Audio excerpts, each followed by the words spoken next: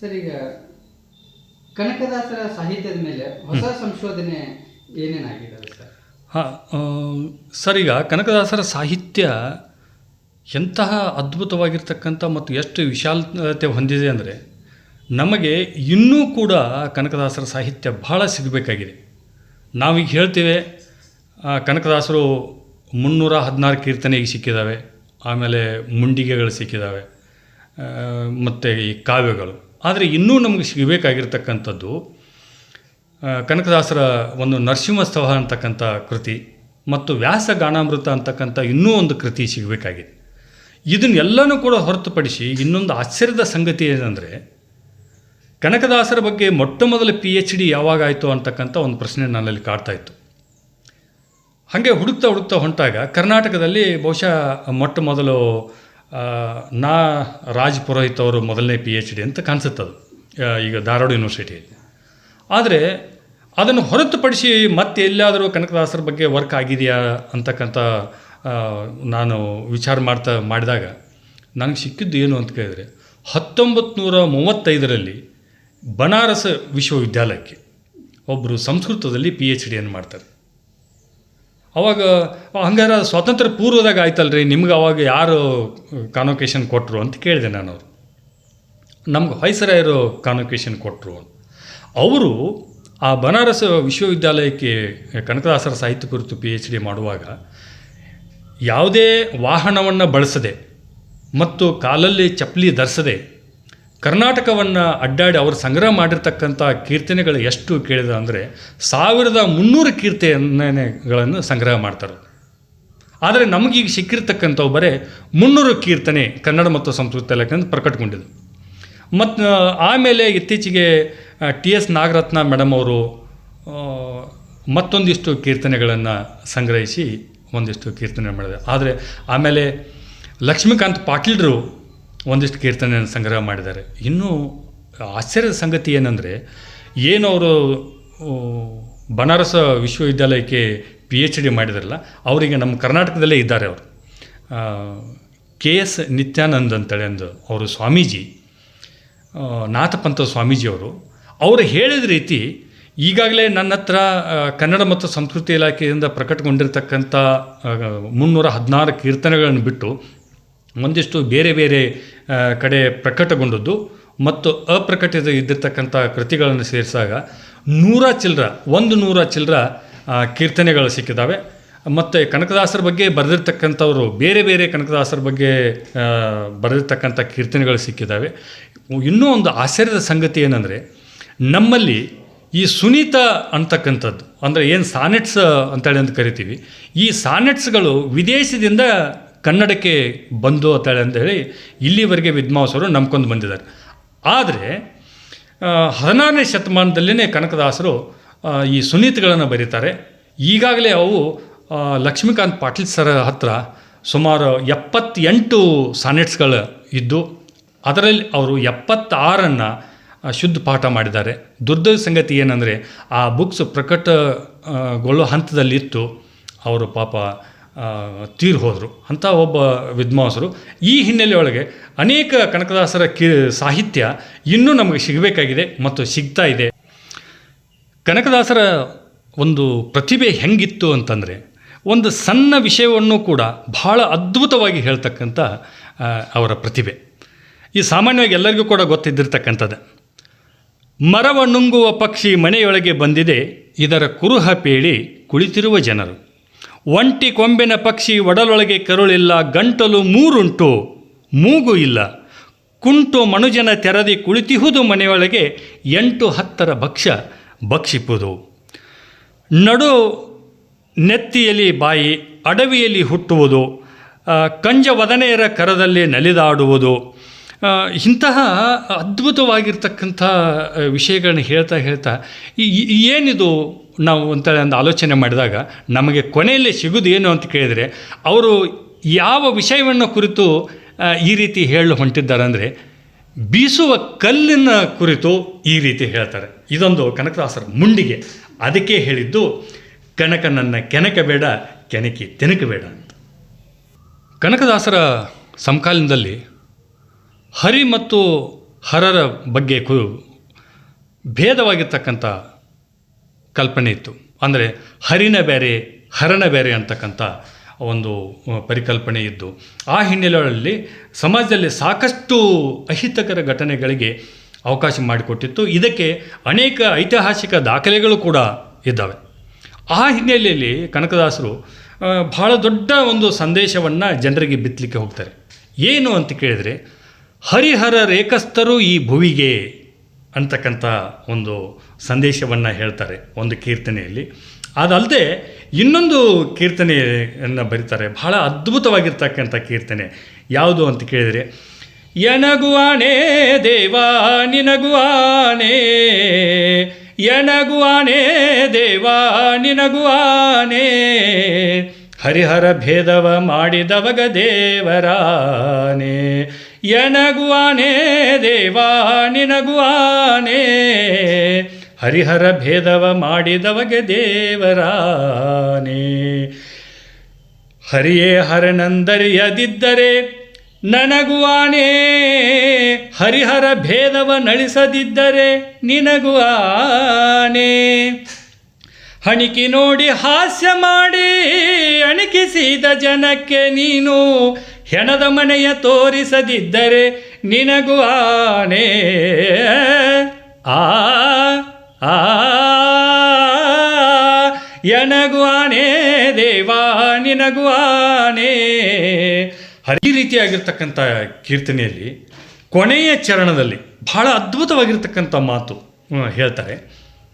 ಕೊಟ್ಟು ಭಕ್ತಿಯ ನೋಡದಿದ್ದರೆ ನಿನಗುವಾನೇ, ನಿಷ್ಠೆಯಿಂದ ನಾ ಸ್ತುತಿಸದಿದ್ದರೆ ನನಗುವಾನೇ, ವಿಷ್ಣು ಭಕ್ತನಾದ ನಾನು ಶಿವನ ಧ್ಯಾನ ಮಾಡದಿದ್ದರೆ ಶ್ರೇಷ್ಠಕ್ಕಾಗಿ ನೆಲೆಯಾದಿ ಕೇಶವನಾನೇ, ಆ ಆ ಎನಗುವಾನೇ ದೇವಾ ನಿನಗುವಾನೇ, ಹರಿಹರ ಭೇದವ ಮಾಡಿದವಗೆ ದೇವರಾನೇ. ಎಂಥ ಅದ್ಭುತವಾಗಿರ್ತಕ್ಕಂಥ ಈ ಕೀರ್ತನೆ ಅಂದರೆ, ಕನಕದಾಸರ ಕಾಲದಲ್ಲಿದ್ದಿರ್ತಕ್ಕಂಥ ಏನು ಹರಿಹರರ ಬಗ್ಗೆ ಜನರಲ್ಲಿ ಭಿನ್ನಾಭಿಪ್ರಾಯಗಳಿದ್ದನೋ ಆ ಎಲ್ಲನೂ ಕೂಡ ತೆಗೆದೊಗೆದು ಹರಿಹರರು ಏಕಸ್ಥರು ಅಂತಕ್ಕಂಥ ಒಂದು ದಿವ್ಯವಾಗಿರ್ತಕ್ಕಂಥ ಸಂದೇಶವನ್ನು ಹೇಳಿದರು. ಈ ಕುರಿತು ಕನಕದಾಸರ ಬಗ್ಗೆ ಹೇಳಬೇಕಾದ್ರೆ ಕನಕದಾಸರ ಸಾಹಿತ್ಯದಲ್ಲಿ ಬಹಳ ದೊಡ್ಡ ಚಿಂತನೆ. ಅಂದರೆ ಕನಕದಾಸರು ಯಾವುದೇ ಒಂದು ವಿಚಾರವನ್ನು ಹೊತ್ತುಕೊಂಡು ಬಂದವರಲ್ಲ. ಅವರೊಬ್ಬ ಭಕ್ತರು ಮಾತ್ರ ಅಲ್ಲ, ಅವರೊಬ್ಬರು ಸಂತರು ಮಾತ್ರ ಅಷ್ಟೇ ಅಲ್ಲ, ಅವರೊಬ್ಬರು ದಾಸರು ಅಷ್ಟೇ ಅಲ್ಲ, ಅವರೊಬ್ಬ ಸಮಾಜ ಸುಧಾರಕರು. ಅವರೊಬ್ಬರ ಸಮಾಜ ಸುಧಾರಕರು. ನಾವು 16ನೇ ಶತಮಾನದಲ್ಲಿ ಯಾರಾದ್ರೂ ಒಬ್ಬರ ಸಾಂಸ್ಕೃತಿಕ ನಾಯಕ ಯಾರು ಅಂತ ಕೇಳಿದರೆ ನಾವು ಕನಕದಾಸರು ಅಂತೇಳಿ ಅಂತ ಹೇಳಲೇಬೇಕು. ಯಾಕಂತ ಕೇಳಿದರೆ ಅಂತಹ ಒಂದು ದೊಡ್ಡ ದಿವ್ಯ ಸಂದೇಶವನ್ನು ಹೇಳ್ತಾ ಸಮಾಜವನ್ನು ಕಟ್ಟಲಿಕ್ಕೆ, ತಮ್ಮದೇ ಆಗಿರತಕ್ಕಂಥ ಹೊಸ ಪರಿಕಲ್ಪನೆಯ ಸಮಾಜವನ್ನು ಕಟ್ಟಲಿಕ್ಕೆ ಅವರು ಶ್ರಮ ವಹಿಸಿರ್ತಕ್ಕಂಥವ್ರು. ಸರ್, ಈಗ ತಾವು ಸಂಶೋಧಕರು ಅಷ್ಟೇ ಅಲ್ಲ, ಒಬ್ಬ ಅದ್ಭುತ ಹಾಡುಗಾರರು ಕೂಡ ಅನ್ನೋದನ್ನ ಒಂದು ಕೀರ್ತನೆಯ ಮೂಲಕ ನಾವು ತಿಳ್ಕೊಂಡ್ವಿ. ತುಂಬ ಅದ್ಭುತವಾಗಿತ್ತು ತಮ್ಮ ಸ್ವರ ಆಗಲಿ ಹಾಡು, ತುಂಬ ಚೆನ್ನಾಗಿ ಹಾಡಿದ್ರಿ ಸರ್. ಇದಕ್ಕೆ ಪೂರಕವಾಗಿ ಅಂತ ಹೇಳಿದರೆ, ಕನಕದಾಸರ ಕೀರ್ತನೆಗಳು ಬೇರೆ ಬೇರೆ ದಾಸರ ಹೆಸರಲ್ಲಿ ಹರಡಿಕೊಂಡಿವೆ, ಅವ್ರ ಹೆಸರಲ್ಲಿ ಸೇರ್ಕೊಂಡಿವೆ ಅನ್ನುವಂಥದ್ದೊಂದು ಮಾತಿದೆ ಸರ್. ಇದ್ರ ಬಗ್ಗೆ ತಮ್ಮ ಅಭಿಪ್ರಾಯ? ಸರ್, ಇಲ್ಲಿ ಏನಾಗಿದೆ ಅಂತ ಕೇಳಿದರೆ, ಇದು ಕೆಲವೊಂದು ವಿದ್ವಾಂಸರು ಮಾಡಿರ್ತಕ್ಕಂಥ ಎಡವಟ್ಟಿದು. ಈಗ ಎಂತಹ ಒಂದು ಪ್ರಶ್ನೆ ಬರುತ್ತೆ ಇಲ್ಲಂದರೆ, ಕನಕದಾಸರ ಕೀರ್ತನೆ ಅಂತೇಳಿ ಅಂದ ತಕ್ಷಣ ಭಾಳಷ್ಟು ಕೀರ್ತನೆ ನಿಜವಾಗಲೂ ಬೇರೆ ಬೇರೆ ದಾಸರ ಹೆಸರಿಗೆ ಹಚ್ಚಿದ್ದ ನಿಜ. ಅದು ವಿದ್ವಾಂಸರು ಮಾಡಿರ್ತಕ್ಕಂಥ ತಪ್ಪು ಹೊರತಾಗಿ ಅವರು ದಾಸರು ಯಾರು ಕೂಡ ಮಾಡಿಲ್ಲ. ಇವರು ಈ ಕೆಲವೊಂದು ವಿದ್ವಾಂಸರು ಮಾಡ್ತಕ್ಕಂಥ ತಪ್ಪಿನಿಂದ ಪುರಂದರದಾಸರ ಮಧ್ಯೆ ಮತ್ತು ಕನಕದಾಸರ ಮಧ್ಯೆ ಎಷ್ಟೋ ಜನ ಭೇದ ಮಾಡಲಿಕ್ಕೆ ಹೊಂಟಿದ್ದಾರೆ. ಆದರೆ ಅವರು ಎಂತಹ ಅದ್ಭುತ ಪ್ರತಿಭೆಗಳು ಎರಡೂ ಅವರು. ಅದರೊಂದಿಗೆ ಅವರು ಎಂದೂ ಕೂಡ ಬಿಟ್ಟಿರಲಾರದಂತಹ ಗೆಳೆಯರು. ಕನಕದಾಸರು ಪುರಂದರದಾಸರಿಗಿಂತ ವಯಸ್ಸಿನಲ್ಲಿ ಚಿಕ್ಕವರು, ಪುರಂದರದಾಸರು ಹಿರಿಯರಾಗಿದ್ದರೂ ಕೂಡ ಎಂತಹ ಅವರ ಗೆಳೆತನ ಇತ್ತು, ಆತ್ಮೀಯ ಸಂಬಂಧ ಇತ್ತು ಅಂತಂದರೆ, ಕನಕದಾಸರ ಬಗ್ಗೆ ಪುರಂದರದಾಸರು ಬಹಳ ಅದ್ಭುತವಾಗಿರ್ತಕ್ಕಂಥ ಕೀರ್ತನೆಯನ್ನು ಬರೀತಾರೆ. ಅದರಿಂದ ಕನಕದಾಸರ ಇತಿಹಾಸ ನಮಗೆ ಎಷ್ಟೋ ಸಿಗುತ್ತೆ. ಹಾಗಾಗಿ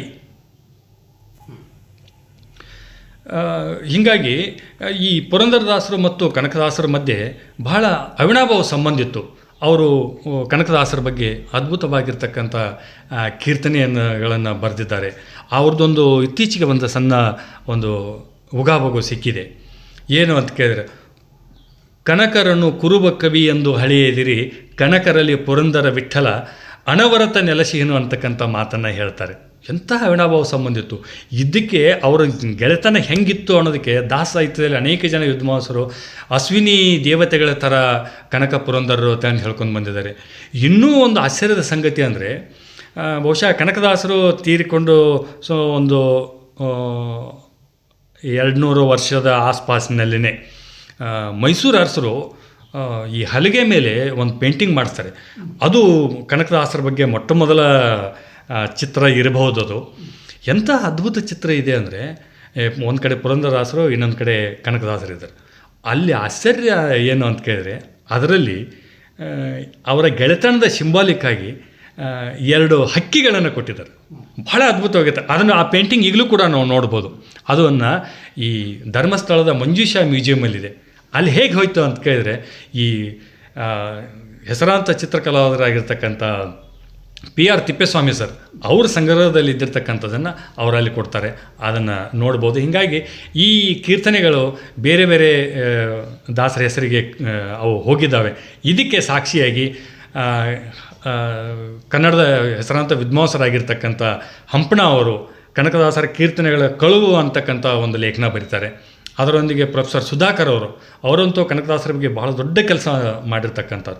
ಅವರು ಕನಕದಾಸರ ಕೀರ್ತನೆಗಳ ಕೃತಿಚೌರ್ಯ ಅಥವಾ ಒಂದು ಬುಕ್ಸನ್ನು ಬರೀತಾರೆ. ಹೀಗೆ ಅನೇಕ ಅವರು ಅದಕ್ಕೆ ದಾಖಲಾತಿಯನ್ನು ವಹಿಸಿದ್ದಾರೆ. ಆದರೆ ಇನ್ನೂ ಕೂಡ ಆ ಹಿನ್ನೆಲೆಯಲ್ಲಿ ನಾವು ಸಂಶೋಧನೆ ಮಾಡಬೇಕಾಗಿರ್ತಕ್ಕಂಥ ಅವಶ್ಯಕತೆ ಇದೆ. ಸರ್, ಈಗ ಕನಕದಾಸರ ಜೀವನಕ್ಕೆ ಬರೋದಾದರೆ, ಕನಕದಾಸರ ವಂಶಸ್ಥರ ಬಗ್ಗೆ ಸೋಷಿಯಲ್ ಮೀಡಿಯಾದಲ್ಲಿ ಹರಿದಾಡ್ತಾ ಇದೆ. ಸೊ ಅದ್ರ ಕುರಿತು ತಮ್ಮ ವಿಚಾರ ಏನು ಸರ್? ಈಗ ಏನಂತ ಕೇಳಿದರೆ, ಇದು ಒಂದೊಂದು ಸಮುದಾಯದವರು ತಮಗೆ ಸಾಂಸ್ಕೃತಿಕ ನಾಯಕನನ್ನು ಹುಡುಕುವ ಹುಚ್ಚಿನಲ್ಲಿ ಇಂತಹ ಎಡವಟ್ಟುಗಳನ್ನು ಮಾಡ್ತಾ ಇದ್ದಾರೆ. ನಾನು ಕೂಡ ಗಮನಿಸಿದೆ. ಈ ಫೇಸ್ಬುಕ್ಕು, ವಾಟ್ಸಪ್ಪು, ಇನ್ಸ್ಟಾಗ್ರಾಮ್ಗಳಲ್ಲಿ ಕೊನೆಗೂ ಸಿಕ್ಕರು ಕನಕದಾಸರ ವಂಶಸ್ಥರು, ಇವರೇ ನೋಡು ಈ ಕನಕದಾಸರ ವಂಶಸ್ಥರು ಅಂತ. ಅದು ಹೇಗೆ ಅವರು ಕನಕದಾಸರ ವಂಶಸ್ಥರಾಗ್ತಾರೆ? ಯಾಕಂತ ಕೇಳಿದರೆ, ಈ ಹಿಂದಿಂದ ಲಕ್ಷ್ಮೀಕಾಂತ ಪಾಟೀಲರು ಒಂದು ಸುಮಾರು 13 ದಾಖಲೆಗಳನ್ನು ಕೊಟ್ಟು ಕನಕದಾಸರ ವಂಶಾವಳಿಯನ್ನು ಪತ್ತೆ ಹಚ್ತಾರೆ. ಗೋಪನ, ಮುದ್ದಪ್ಪ, ಚನ್ಬೀರ, ತಿಂಬೀರ ಮತ್ತು ಕನಕದಾಸ ಇಷ್ಟು ಏನು ಮಾಡಿದಾಗ ಅವರಿಗೆ ಅಂತಂಬರು ಇದ್ದಿರ್ತಕ್ಕಂಥದ್ದು ಎಲ್ಲಿಯೂ ಕೂಡ ಕಂಡು ಬರುವುದಿಲ್ಲ. ಆಮೇಲೆ ಈ ಬೀರಪ್ಪ ಬಚ್ಚಮ್ಮರಿಗೆ ಕನಕದಾಸರು ಜನಿಸಿದ್ದು ಇಳಿ ವಯಸ್ಸಿನಲ್ಲಿ. ಇವ್ರಿಗೂ ಕೂಡ ಒಬ್ಬ ಮಗ ಇದ್ದ. ಆಮೇಲೆ ಆತನೂ ತೀರ್ಕೊಂಡ. ಆಮೇಲೆ ಕನಕದಾಸರಿಗೆ ಮತ್ತು ಬೇರೆ ಅಂತಂಬರು ಯಾರೂ ಕೂಡ ಇರಲಿಲ್ಲ. ಯಾಕಂದರೆ ಒಬ್ಬನೇ ಮಗ ಇದ್ದ. ಕನಕದಾಸರು ಒಬ್ಬರೇ ಮಗ ಆಗಿದ್ದರು. ಆಮೇಲೆ ಅವ್ರಿಗೂ ಹುಟ್ಟಿರ್ತಕ್ಕಂಥ ಒಬ್ಬ ಮಗ ಅವನೂ ತೀರ್ಕೋತಾನೆ. ಹೀಗಾಗಿ ಆ ಸಂತತಿನ ಮುಂದುವರಿಲಿಲ್ಲ. ಕನಕದಾಸರ ವಂಶಸ್ಥರು ಯಾರೂ ಬೆಳೀಲಿಲ್ಲ ಅನ್ನೋದು ಮುಂದುವರಿಲಿಲ್ಲ ಅಂತಕ್ಕಂಥದ್ದನ್ನು ಇತಿಹಾಸ ಹೇಳುತ್ತೆ. ಆದರೆ ಈಗ ಇವರು ಹೇಳ್ತಾ ಇದ್ದಾರೆ, ಕನಕದಾಸರ ವಂಶಸ್ಥರು ಕೊನೆಗೆ ಸಿಕ್ಕರು, ಇವರೇ ನೋಡಿ ಕನಕದಾಸರ ವಂಶಸ್ಥರು. ಅದು ಹೇಗೆ, ಯಾವ ಮೂಲದಿಂದ ಇವರು ಅವರ ಕನಕದಾಸರ ವಂಶಸ್ಥರು ಅಂತ ಹೇಳ್ತಾರೋ ತಿಳಿತಾ ಇಲ್ಲ. ಆದರೆ ಅದು ಈಗ ಸದ್ಯದ ಮಟ್ಟಿಗೆ ಅದು ಸತ್ಯಕ್ಕೆ ದೂರ ಆಗಿರ್ತಕ್ಕಂಥ ವಿಚಾರ. ಯಾಕಂತ ಕೇಳಿದ್ರೆ, ಅದಕ್ಕೆಲ್ಲ ಪೂರಕವಾಗಿರ್ತಕ್ಕಂಥ ದಾಖಲಾತಿಯನ್ನು ಕೊಡಬೇಕು ಮತ್ತು ನಾಡಿನ ಅನೇಕ ಜನ ವಿದ್ವಾಂಸರೆಲ್ಲ ಅದನ್ನು ಒಪ್ಪಿ ಪುರಸ್ಕರಿಸಬೇಕು. ಅಂದಾಗ ಮಾತ್ರ ಅವರ ಕನಕದಾಸರ ವಂಶಸ್ಥರು ಅಂತ ನಾವು ಒಪ್ಕೋಬಹುದೇ ವಿನಃ ಅಲ್ಲಿವರೆಗೆ ಅದು ಅಪ್ರಸ್ತುತವಾಗಿರ್ತಕ್ಕಂಥ ವಿಚಾರ.